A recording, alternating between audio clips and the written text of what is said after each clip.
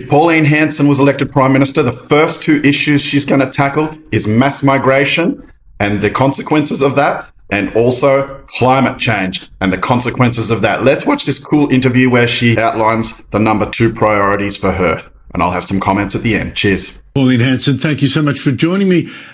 As you said yesterday, have a look at the mess we've now got. So, why not make you Prime Minister instead? So what are the first 2 things that you would do as Prime Minister to fix that mess?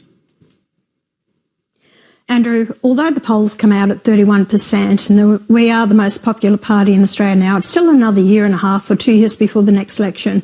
I personally think Albanese will call an early election, and it'll be about October, November next year. So he'll bring down a softer budget next year and then he'll call an election. He knows he's in trouble, right? So the writing's on the wall.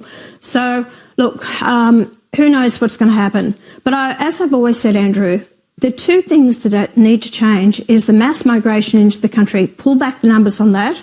Allow the country to recalibrate. That means, get housing for people. You've got over 130,000 homeless in Australia. And we need to address that, the homelessness, the housing. The other one that needs to be addressed is the climate change, net zero. That is causing so much destruction in the country. I'd shut down the climate change department. That would save about $30 billion a year.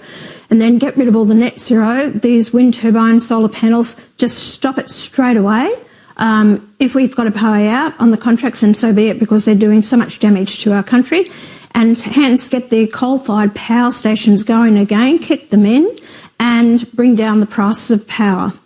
I love how clear Pauline is on the major issues that are causing the managed decline of our country. Number 1 being mass migration and all the consequences of that, from social cohesion to the housing unaffordability to homelessness to cultural loss. It's a shocking thing that this mass migration is bringing upon our country, and that's her number 1 issue, and I applaud that. And the other issue, which has drowned our economy, is this climate change alarm, the Paris Agreement, the net zero bonkers stuff, where Australia contributes this, and even if we fix that, it wouldn't make a difference to the global world anyway. Meanwhile, other countries like China and India just don't even care, puffing whatever smoke up into the sky that they need to lift their standard of living when they're going to go and race past us at this rate. It just doesn't make any sense. So I think those 2, number 1 and number 2 priorities are fantastic, and they will turn the ship around and get us heading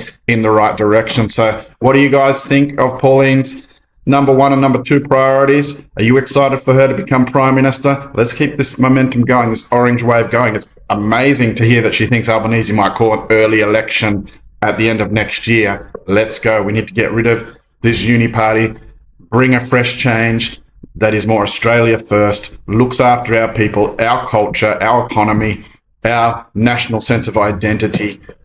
And that's going to be cool. We can start again with the people we've got here. We already built a great nation. We can do it again.